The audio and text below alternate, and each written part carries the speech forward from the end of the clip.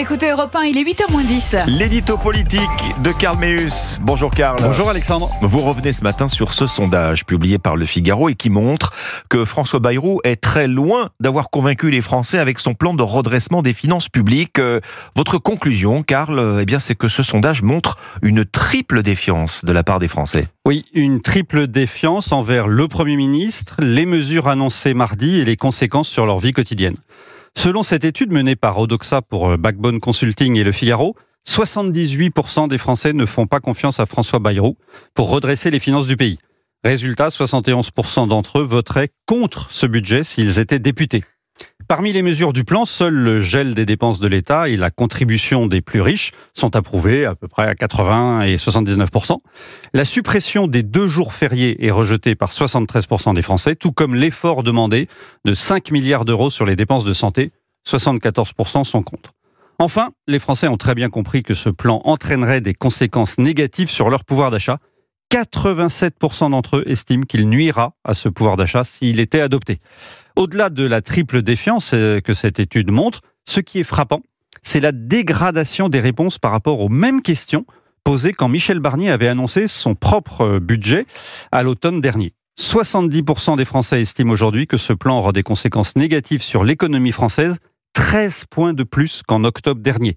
Cela veut dire que la pédagogie mise en place par François Bayrou depuis son arrivée à Matignon n'a pas fonctionné et peut-être qu'il a accumulé des erreurs. De quelles erreurs du Premier ministre voulez-vous parler ? J'en ai recensé au moins 3. La première est peut-être sa surestimation de sa capacité à convaincre. C'est un travers classique des hommes politiques. Il trouve parfaitement son illustration ici. François Bayrou aurait dû méditer le théorème de Pilan avant de lancer ce défi. Que nous dit l'ancien conseiller opinion de François Mitterrand Jacques Chirac, Jacques Pilan. Plus on est haut dans l'opinion, plus celle-ci interprète favorablement ce que vous dites. Quand on dit la même chose et qu'on est en bas, les gens estiment que ce que vous dites est nul. Or, François Bayrou, on l'a dit ici, on l'a vu, est extrêmement impopulaire, carrément au niveau d'Édith Cresson et de Jean-Marc Ayrault. Il lui est donc impossible d'être convaincant dans ce contexte, surtout s'il fait l'inverse de peut-être ce qu'il aurait fallu faire. Que voulez-vous dire ? C'est la deuxième erreur de François Bayrou, c'est d'avoir été très précis sur les mesures douloureuses pour les Français, mais très flou sur d'autres économies qui auraient pourtant été indolores pour eux. Je vais vous prendre juste un exemple, c'est celui de la suppression des agences ou des comités improductifs. Oui. Il n'a pas donné de nom, ni évalué le montant des économies. Il aurait pu en citer, comme le CESE, le Conseil économique, social et environnemental, ou l'ADEME, cette agence de l'environnement et de la maîtrise de l'énergie, qui ne trouve rien de mieux que de produire des notes pour dire aux Français combien de fois ils doivent porter leur linge avant de les laver. En réalité, et c'est la troisième erreur du Premier ministre, il a sous-estimé le ras-le-bol des Français, qui, s'ils comprennent la nécessité de fournir des efforts pour redresser les finances publiques, ne comprennent pas pourquoi ils devraient payer pour les errements commis par leur classe dirigeante. En gros, ils trouvent que les efforts sont mal répartis et que le plan du Premier ministre est injuste et déséquilibré, comme l'a qualifié hier François Hollande dans Le Monde. On le disait hier, le risque pour François Bayrou est de se retrouver avec un mécontentement général des Français qui feraient pression sur leurs élus.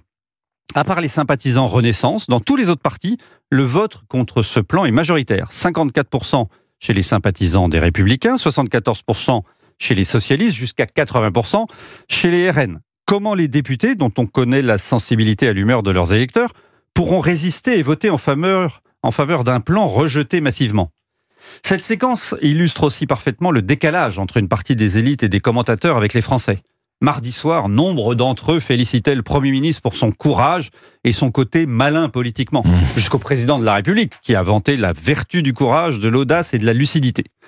Vendredi, ils doivent déchanter devant la mauvaise humeur palpable des Français. Sera-t-il possible dans ce quinquennat de faire passer un deuxième projet, après les retraites, contre l'avis d'une grande majorité des électeurs ? Nos dirigeants devraient méditer ce que disait Talleyrand.